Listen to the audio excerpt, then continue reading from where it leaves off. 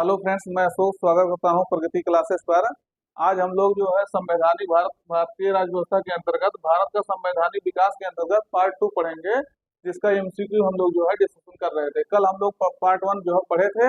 आज जो हम लोग पार्ट 2 पढ़ करके जो है इसको जो है इस सेशन को मतलब भारत का संवैधानिक विकास के पार्ट को खत्म करेंगे, फिर नेक्स्ट जो है पढ़ेंगे। तो शुरुआत करते हैं आज के पहले क्वेश्चन के साथ। ये क्वेश्चन को आप बताइए, करा निम्नलिखित में से किस अधिनियम द्वारा सरकारी नियुक्तियों के लिए प्रतियोगी परीक्षा का विधान किया गया? तो ये किस अधिनियम के तहत किया गया, आप इसको बताइए। विकल्प में है चार्टर अधिनियम 1813, चार्टर अधिनियम 1853, फिट्स इंडिया एक्ट 1784, भारत परिषद अधिनियम 1861। तो किसके तहत किया गया था ये आपको बताना है। सही उत्तर आपका रहेगा चार्टर अधिनियम 1853 के तहत ये पहला बार ऐसा हुआ था कि जो प्रतियोगी परीक्षाएं होता था उसमें जो है सरकारी नियुक्तियों के लिए प्रतियोगी परीक्षाएं जो है आरंभ किया गया है।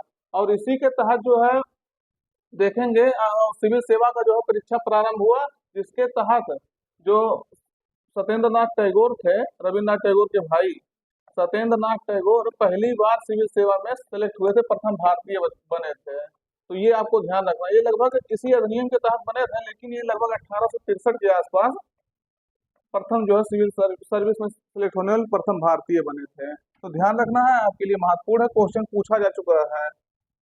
अगला क्वेश्चन हम लोग देखेंगे, करा निम्नलिखित में से किस अधिनियम के अंतर्गत भारतीय विधान परिषद को जो है बजट पर बहस करने की शक्ति प्राप्त हुई? तो किस अधिनियम के तहत ये शक्ति मिली थी बजट पर बहस करने के लिए? देखिए, बजट तो हम लोग 1860 के आसपास ही हम लोग का हो गया था, बजट मतलब प्रारंभ हो गया था, लेकिन बजट पर बहस करने की, जैसे आज जो है बजट पर हम लोग बहस करते हैं, इस तरह से जो है बजट में बहस करने का अधिकार नहीं था। लेकिन किस अधिनियम के तहत हुआ ये बताना है। भारतीय परिषद अधिनियम 1861, भारतीय परिषद अधिनियम 1892 में, भारतीय परिषद अधिनियम 1909 और भारत शासन अधिनियम 1919। तो आप बताइए किस अधिनियम के तहत ये बजट पर बहस करने की शक्ति प्राप्त हुई? तो सही उत्तर आपका रहेगा ये भारतीय परिषद अधिनियम 1892 के तहत ये शक्ति मिली थी बजट पर बहस करने की। तो ध्यान रखना है, महत्वपूर्ण क्वेश्चन है आपके लिए। क्वेश्चन देखिएगा, जो आपको क्वेश्चन बता रहा है ये या तो पूछा गया है या तो बहुत प्रॉब्लम ये संभावना है कि मतलब ये पूछा जा सकता है। अगला क्वेश्चन देखेंगे हम लोग, भारतीय विधान पालिका प्रथम बार द्विसदनीय बनाई गई थी? तो कब जो है भारतीय विधान पालिका प्रथम बार द्विसदनीय बनाई गई थी? तो 1892 के भारतीय परिषद अधिनियम द्वारा, 1909 के भारतीय परिषद अधिनियम द्वारा, या 1909 के जो है भारत सरकार अधिनियम द्वारा, फिर या 1935 के भारत सरकार अधिनियम द्वारा। तो कब ये जो है भारतीय विधान पालिका द्विसदनीय बनाई गई थी? जैसे अभी वर्तमान में जो है हमारे यहाँ दो सदन है, लोकसभा राज्यसभा, उसी तरह से पहले विधान पालिका खाली था, अब उसको जो है दो भागों में बांटा गया था। तो किस अधिनियम के तहत बांटा गया था? 1919 के अधिनियम के तहत इसको जो है दो भागों में द्विसदनीय बनाया गया था। तो ध्यान रखना है, इंपॉर्टेंट है आपके लिए। अगला क्वेश्चन हम लोग देखते हैं,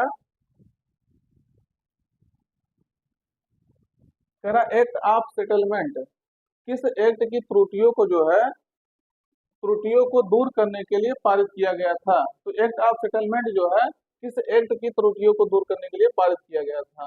तो ये आपको बताना है ये कब पारित किया गया था। तो ये पहले विकल्प देखिएगा, 1773 का रेगुलेटिंग एक्ट, 1793 का चार्टर अधिनियम, 1784 का पिट्स इंडिया एक्ट, 1813 का चार्टर अधिनियम। तो कब पारित किया गया था? ये एक्ट ऑफ सेटलमेंट जो है मतलब किस अधिनियम को त्रुटियों को दूर करने के लिए लाया गया था? तो 1773 का जो रेगुलेटिंग एक्ट था उसकी त्रुटियों को दूर करने के लिए एक्ट ऑफ सेटलमेंट लाया गया था। कब लाया गया था? 1781 में। ध्यान रखना है, इंपॉर्टेंट है। अगला क्वेश्चन हम लोग देखते हैं,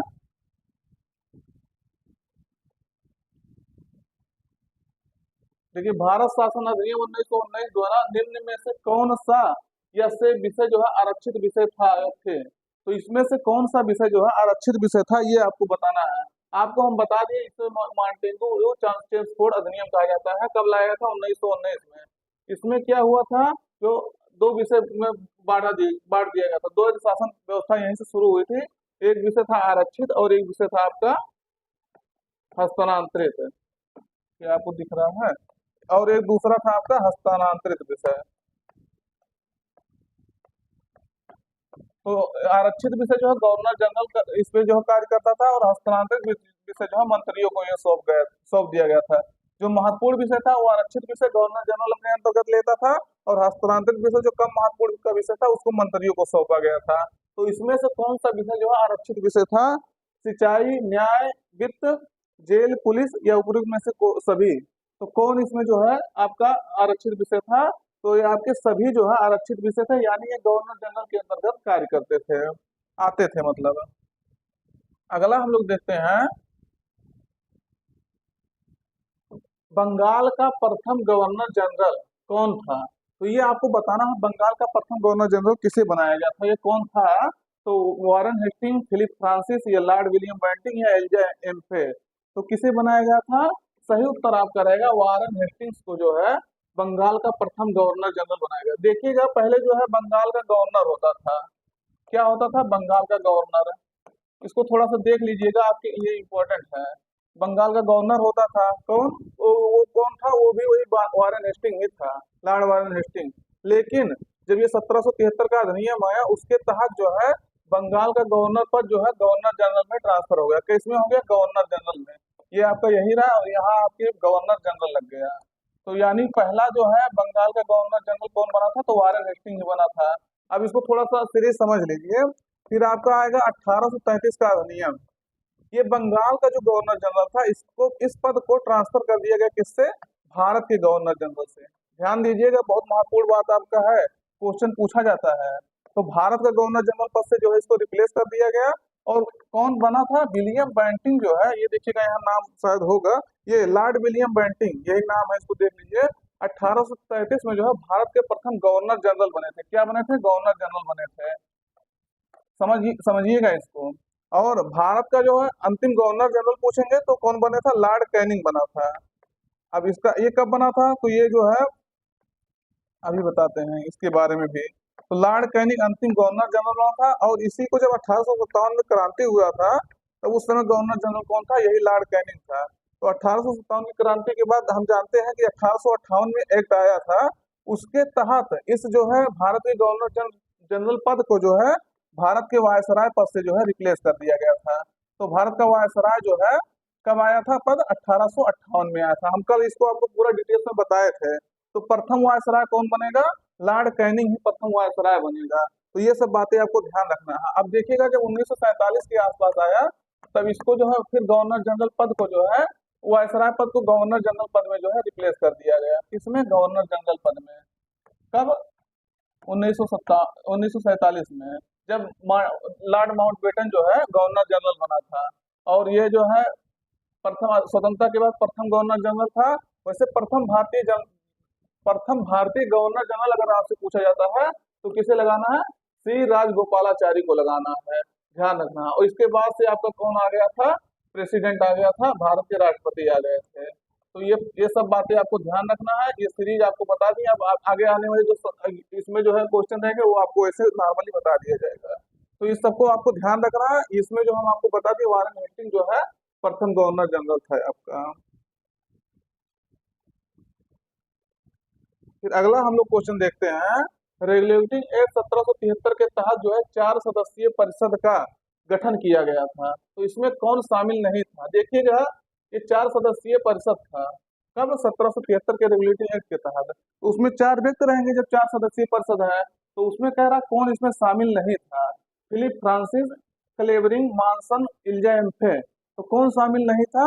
ये आपके इल्जा एम्फे इसमें शामिल नहीं थे, क्योंकि ये सुप्रीम कोर्ट के जो है मुख्य न्यायाधीश थे। जब वो 1773 के एक्ट के तहत जो 1774 में बंगाल सॉरी कोलकाता में जो है 1774 में कोर्ट बना था, सुप्रीम कोर्ट उस समय का कह सकते हैं। तो उसमें ये इल्जा एम्फे वहाँ के जो है सुप्रीम कोर्ट के मुख्य न्यायाधीश थे। तो इसमें फिलिप फ्रांसिस, क्लेवरिंग, मानसन और वारबेल एक थे। वारबेल जो कह सकते हैं, वारबेल जो है ये आपके जो बंगाल के प्रथम गवर्नर जनरल थे, उनके उसके जो है ये फेवर में काम करता था। और फिलिप फ्रांसिस जो है उसके विरोध में काम करता था, वारन हेस्टिंग्स के। तो ध्यान रखना, ये आपके लिए इम्पोर्टेंट है। फिर अगला हम लोग देखते हैं, अगला देखिएगा आप लोग, रेगुलेटिंग एक्ट 1773 के तहत 1774 में जो है कोलकाता में एक सुप्रीम कोर्ट की स्थापना की हुई थी। और इसको मुख्य न्यायाधीश जो है कौन था, इसका मुख्य न्यायाधीश जो है कौन था। तो ये आपको बताना है इसका मुख्य न्यायाधीश कौन था। तो अभी हम आपको बता दिए इसका मुख्य न्यायाधीश जो है एल्जा एम्फे थे। कौन थे? एल्जा एम्फे। और ये जो क्लेवरिंग लिमेस्टर हाइड, ये तीनों थे उसके जो है न्यायाधीश थे। क्या थे? न्यायाधीश थे। ध्यान रखना है, देखिएगा नाम जो है पूछा जाता है। तो ये आपके तीनों न्यायाधीश थे और ये इसके जो है सुप्रीम कोर्ट के मुख्य न्यायाधीश थे, एल्जा एम्फे। अगला क्वेश्चन हम लोग देखते हैं, भारतीय शिक्षा एवं साहित्य पर जो है प्रतिवर्ष 1 लाख रुपया खर्च करने का प्रावधान जो है किस अधिनियम में किया गया था? तो किस अधिनियम में किया गया था? विकल्प में है चार्टर अधिनियम 1813, चार्टर अधिनियम 1833, चार्टर अधिनियम 1853 या भारत शासन अधिनियम 1858 में। देखिएगा शिक्षा पर जो है 1 लाख खर्च करने का प्रावधान 1813 के अधिनियम के तहत लाया गया था। और इसी के तहत जो है मिशनरियों को भारत में जो है अपना धर्म प्रचार करने का भी अधिकार दिया गया था और वो आके भारत में बस के जो है अपना धर्म का प्रचार प्रसार कर सकते थे, इसी अधिनियम के तहत आया था। तो ध्यान रखना 1813 का जो अधिनियम था वो बहुत महत्वपूर्ण था। कल हम आपको इसके बारे में डिटेल बताए थे। 1 लाख रुपया दिया गया था जो शिक्षा के लिए, हालांकि लागू नहीं हो पाया था लेकिन प्रावधान किया गया था 1813 के अधिनियम के तहत। और उसी के तहत जो मिशनरियों को जो है धर्म प्रचार का अधिकार दिया गया था। और इसमें जो 2 महत्वपूर्ण ये बातें थी।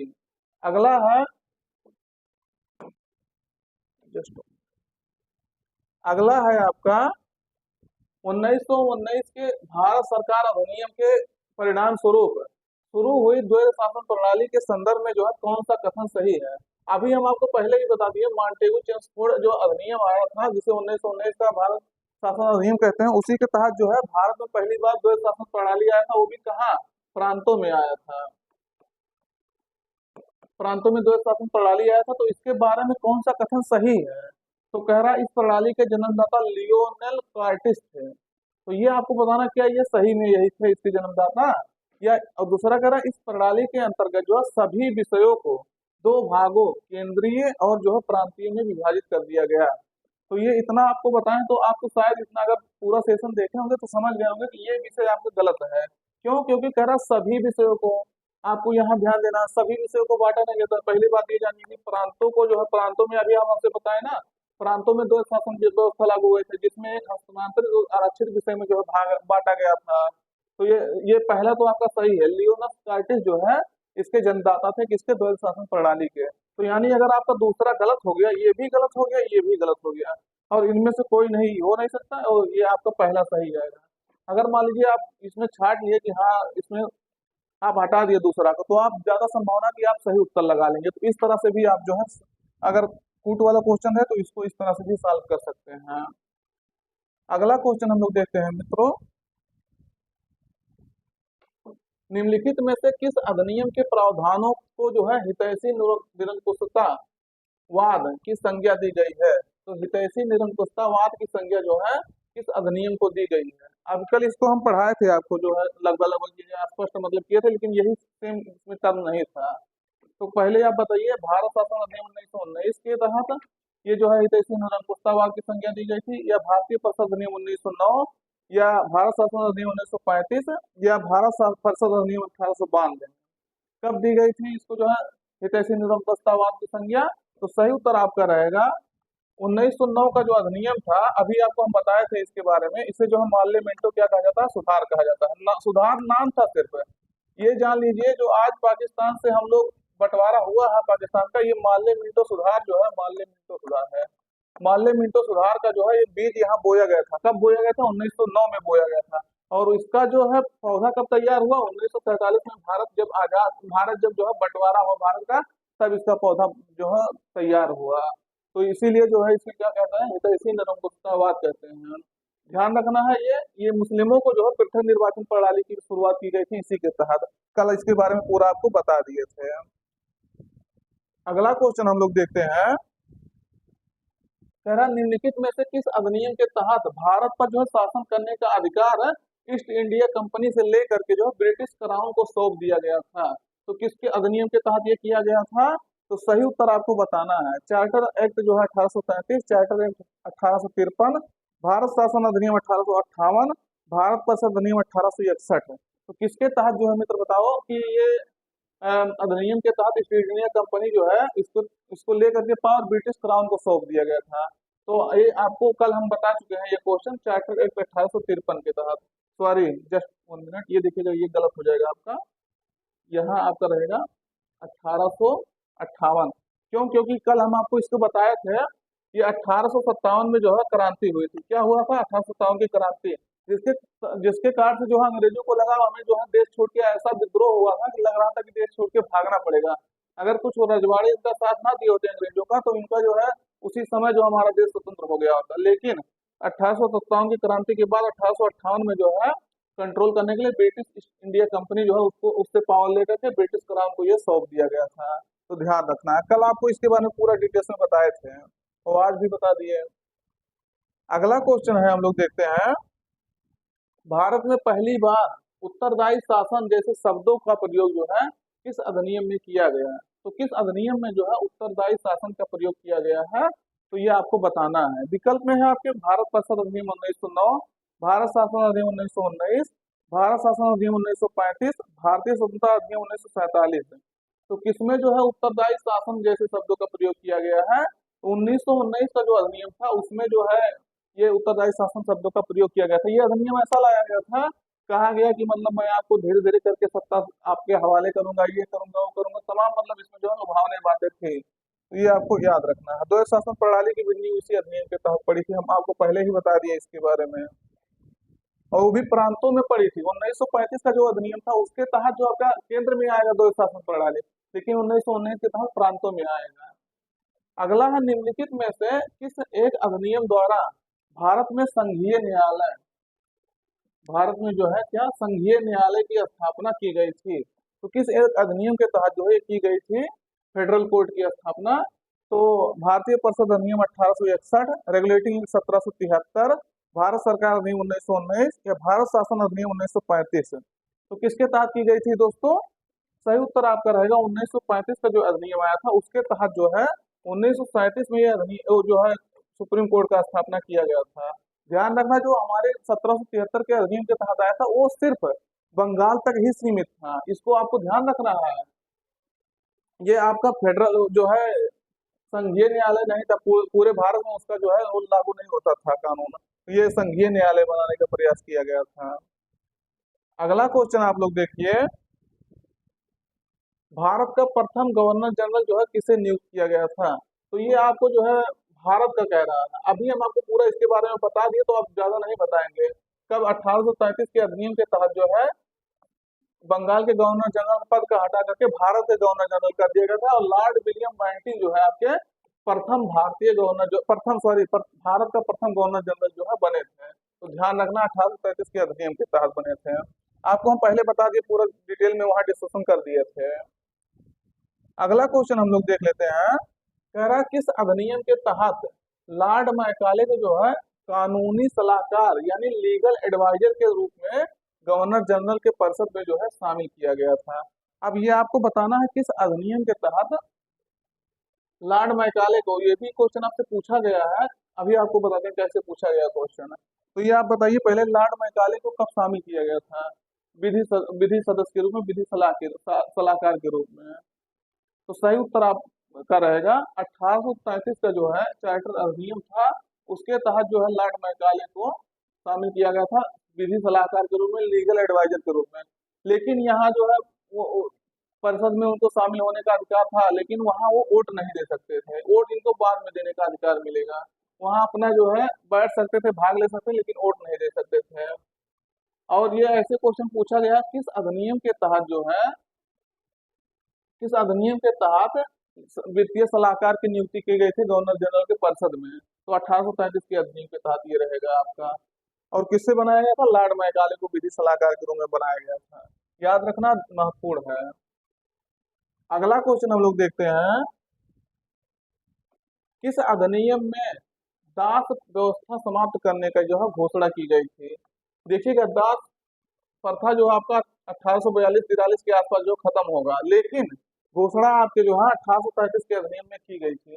तो क्वेश्चन से आपको जो है देखना है, ये नहीं देखना कि 1843 में खत्म हुआ। घोषणा आपका कब कर दिया गया था? 1835 में कर दिया गया था। ध्यान रखना है, ये महत्वपूर्ण क्वेश्चन है, पूछा गया है। आप देखिएगा थोड़ा सा इसमें हिस्ट्री बैकग्राउंड आपको मिलेगा। क्यों मिलेगा? क्योंकि भारत का संवैधानिक विकास जब हम लोग पढ़ते हैं तो इसमें कई सारे क्वेश्चन जो आपके हिस्ट्री से निकाल करके लाया जाता है। हिस्ट्री जो हम पढ़ते हैं तो हिस्ट्री वाले टीचर भी इसको पढ़ाते होंगे कुछ हद तक, लेकिन इतना विस्तार में आपका संविधान संविधान से संबंधित चीजें नहीं बताई जाती हैं। आप देखेंगे यहाँ से जो हम आपको बता रहे हैं ना, आप किसी भी एग्जाम में बैठेंगे जो आपको जो बता रहे हैं उसमें से आपको यही से क्वेश्चन आपको मिलता हुआ नजर आएगा। इस टॉपिक से अगर क्वेश्चन पूछा जाएगा, क्योंकि मैं जितने प्रीवियस ईयर का क्वेश्चन इस टॉपिक से पूछा गया सब आपको इसमें कवर कर लिए हैं। अगला क्वेश्चन देखिएगा, किस अधिनियम के तहत जो है विधानसभा में प्रश्न पूछने और बजट पर जो है परिचर्चा करने का अधिकार दिया गया? तो ये आपको बताना है। वैसे अभी हम आपको बता दिए हैं विधानसभा में प्रश्न पूछने का और बजट पर परिचर्चा करने का अधिकार कब दिया गया है, पहले हम आपको बताए हैं।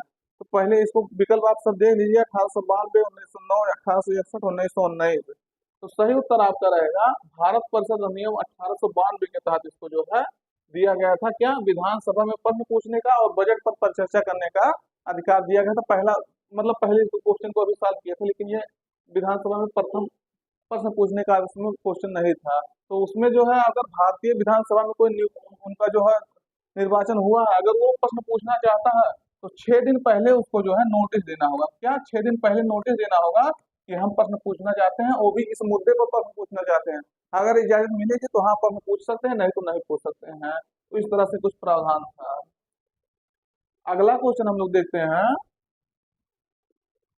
किस अधिनियम के तहत सत्येंद्र प्रसाद सिन्हा वायसराय के जो है कार्यपालिका परिषद के प्रथम भारतीय सदस्य बने थे?